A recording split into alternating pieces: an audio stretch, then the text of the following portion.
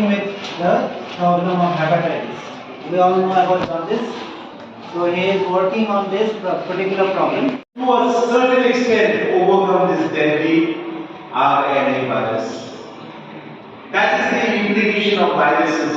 That is the implication of the schedule H category of viruses, which kills you altogether.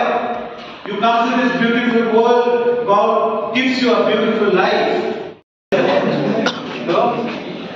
ये जितना भी चर्बी वाला मीट है, anything which is having lots of cholesterol, चर्बी वाला मीट, right? ये चर्बी वाला मीट अगर डायरेक्टली आपका डाइजेस्ट नहीं होगे, आपका सिस्टम में जाएगा, then you will.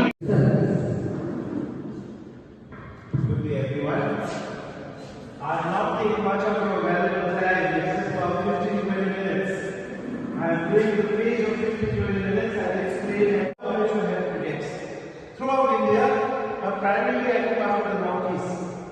Now, Northeast, as you know, is endemic for certain disease. Firstly, of course, is hepatitis, meningitis, and of course, most of you, right? Right or wrong?